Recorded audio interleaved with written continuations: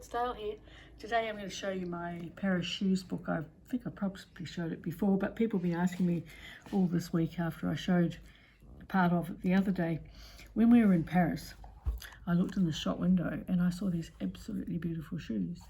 And so Ian sat over the road and had a cup of coffee to recover while I went and bought them. And they're just beautiful, but the even better thing, and this is quite a few years ago, and the even better thing is that when I turn them over, look at the base, look at that, it's just giving itself for rubbings, and I've done rubbings with the jelly plate, I've done rubbings on tissues, rubbings on tissue tacks, rubbings on all sorts of things, and paper casting, etc, etc. It's possibly still a bit there. I haven't worn them much recently. The other thing I did was I did a lot of drawings, and I made a few little handmade books by just from silk paper, by just mucking around with the shapes and very simple shapes of it and the little bits and pieces here. And so they're very precious, these shoes. I've not, as I said, I haven't worn them for a wee while, but that's okay.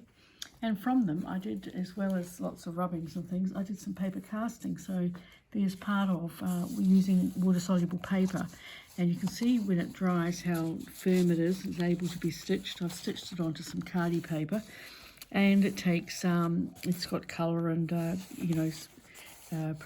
possibly things like Lumiere paint and so on.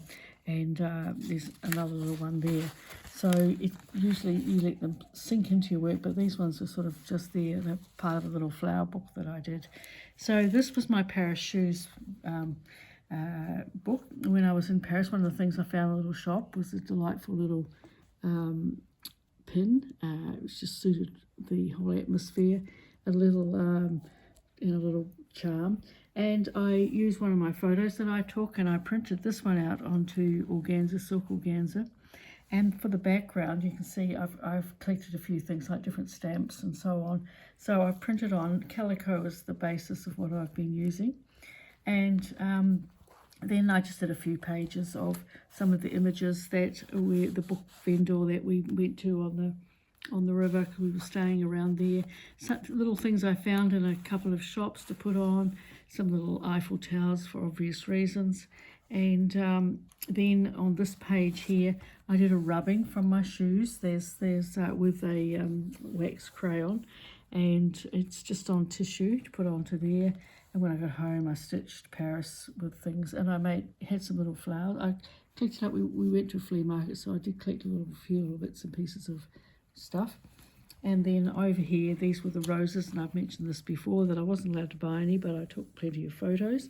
And with the silk carrier rods, I made the little flowers, and as I said, it was like a long zucchini, and sliced them up and put them on here with little beads. So just to give the impression of the roses. And again, this is another one. These are my shoes. I took photos and put them here and there, and that's another cast on water-soluble paper from part of the shoe, etc.